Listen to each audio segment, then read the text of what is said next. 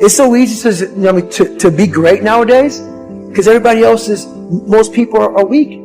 This is a softened generation. So if you have any mental toughness, any ability, if you have any fraction of self-discipline, the ability to not want to do it but still do it.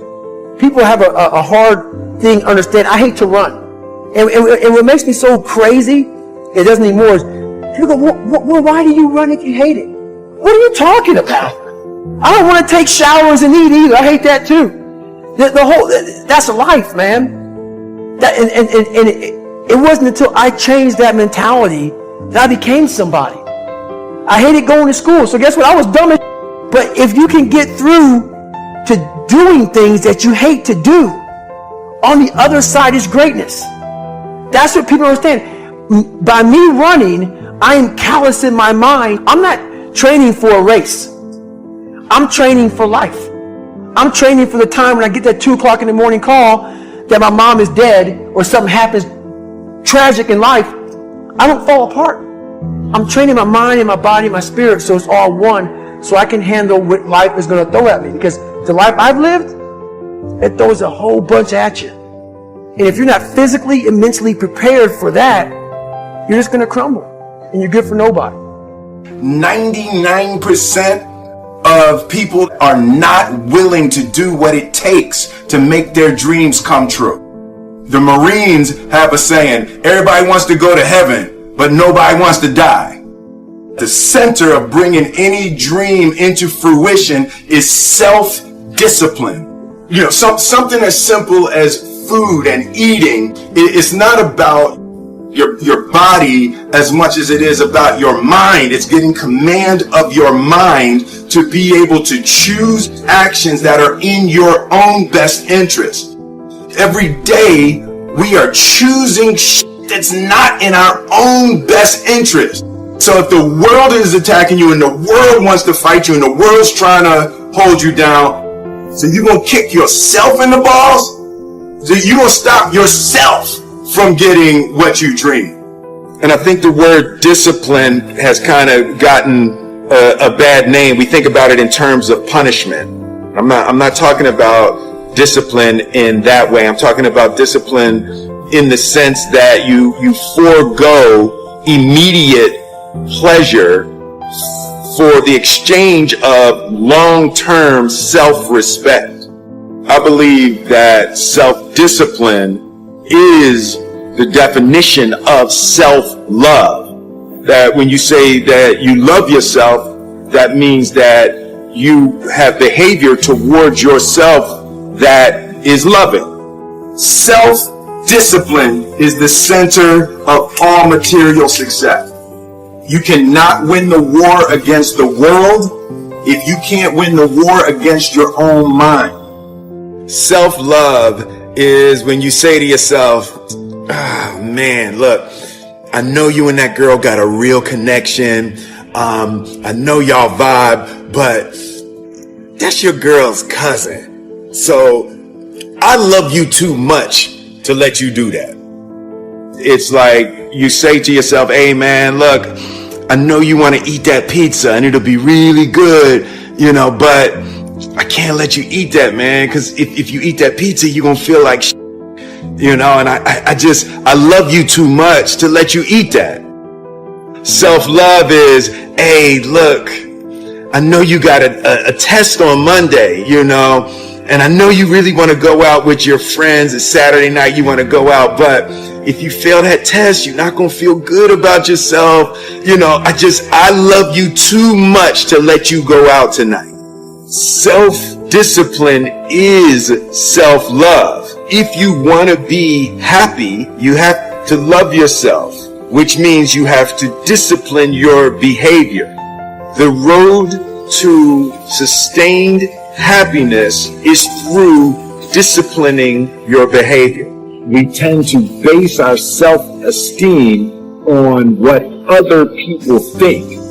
And that's not really self-esteem. Self-esteem is supposed to be how we feel about ourselves. And I was just saying how dangerous it is to allow other people to determine how you're going to feel about you. And it's kind of like looking into a broken mirror. You're going to look in a broken mirror and then change your face to try to look good in this defiled, busted, broken mirror. And it just, other people's opinions is a really way to determine how we feel about ourselves. I'm the best of the mediocre people. I now think I'm great. I'm great. We surround ourselves around people that make us feel great. They tell us what we want to hear. The second we put ourselves amongst the uncommon people, we don't like that feeling.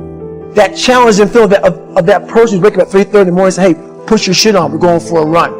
We don't like that challenge. We like that person who says, hey, you know, man, I don't feel good today, man. And they say, oh, it's okay, brother.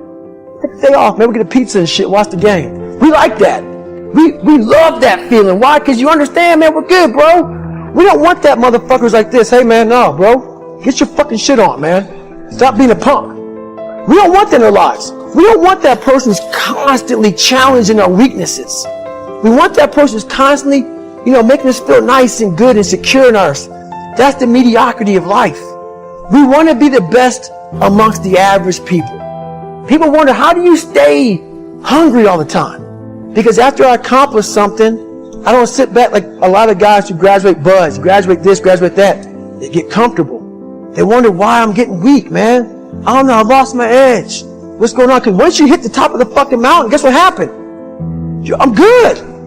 I'm good. So you wonder why you're falling down now. Because once you hit the top of the mountain, you got to build a fucking another one. That's mediocrity. There's a lot of people in mediocrity who have a nice resume, but they're one-timers, man. They hit a one-time deal. They busted it open, got a lot of money, but they're good. You're mediocre now, man. What are you fucking doing today, tomorrow, the next fucking day? That's why I'm listening to theorists. I don't listen to all that bullshit. I listen to a motherfucker who's like this, man. What's wrong, man? I'm fucking tired, dude. Why are you tired? Because tomorrow, I gotta do the fucking shit again, man. Whatever the shit is that made me fucking nauseous and sick to my stomach, it made me hurt. There's no ending. And that's the person I listen to. That's the person who's gained knowledge. You gain knowledge through suffering. And on the other end of suffering is a world that very few have ever seen. It's a beautiful world. Because that's where you find yourself. You don't find yourself in over here. You find yourself on the other end. Like the 100-mile race I was on, I ran it for 24 hours. I found myself on the other end of that fucking race. That 19 hours, I found, wow, there's a whole nother fucking world out here that I've never even saw. But the world's in your mind. And that's what all that mediocrity is about. Mediocrity is contagious. Not getting civilized is about having a savage mentality. Civilized is something where people, it's a comfortable world. A lot of us say, you know, like for instance, I see these athletes right now who retire. You know, I'm 38, you know, I'm 39. I did 20 years at the top of my game. And I'm chilling out now. You see them a year later and how they look. What the hell just happened to you? What the hell? You're one of the greatest athletes of all time. Kids looked up to you. Women, men of all ages looked up to you. And they hit the pinnacle where it's time to retire, and their mind says, whew, I'm civilized. The worst thing that could ever happen to any human being is they become civilized. It's that total accountability. Like even when you retire, there's a motherfucker looking at me and judging me right now, man. I was the baddest person to ever live. It doesn't go away, man. You gotta wake up, even though you retired, you never retired. You're setting the example every single day of your life. And being civilized feels so good. I'm sorry, man. Once you get to the top, you may retire, but you ain't never coming back home, man. Because now you're judged. People see you falling off. You want to be that guy who knows I may be retired from the sport or from whatever I did, but I'll be damned if you ever see me looking like shit, feeling like shit, not arriving. People, I've arrived. I've arrived mentality. You're always setting the example. Civilization feels so good. These comfortable feelings are what people want. They want retirement. They want that. They need that. It's a yearning feeling. I want it too. People love putting a label on me about, my God, man, you're just wired different. I'm not fucking wired different, dude. I'm thinking right now, after I got past my stuttering thing, now I'm on a roll, I'm good now. You know what I'm thinking about right now?